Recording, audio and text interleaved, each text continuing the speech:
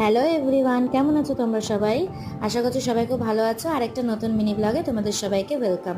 তো দেখো, আজকে সকাল সকাল উঠে চলে যাচ্ছি কুন্তল দাদের বাড়িতে, মানে দিদিভাইয়ের শ্বশুর বাড়িতে। আর আকাশটা কি সুন্দর আজকে, দেখেছো? আজকে ছিল রবিবার।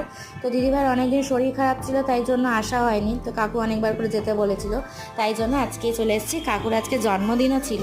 তার সাথে আমরা প্রথমবার এসেছি বলে কাকু কত ধরনের আইটেম করেছে। তারপরে ইলিশ মাছ, মাটন, আলু ভাজা, পটল ভাজা, ভাত, ডাল, অনেক কিছু করেছিল।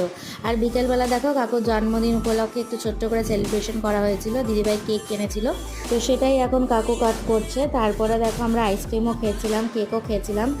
তো এইভাবেই আজকের দিনটা আমাদের কাটালাম, খুব ভালো করে আনন্দ করে কাটিয়েছি, খুব মজা করে আজকে দিনটা কেটেছে। আর কুন্তল দাদার বাড়িতে গেলেই আমার খুবই ভালো লাগে, কারণ ওদের পরিবেশটা এত সুন্দর, মানে নতুন বাড়িতে যেখানে হয়েছে, তো খুবই ভালো লেগেছে। তো তারপর আমরা বাড়ি চলে আসি। তোমাদের সবার কেমন লাগলো ব্লগটা জানিয়ে, ভালো লাগলে লাইক শেয়ার সাবস্ক্রাইব করে দিও।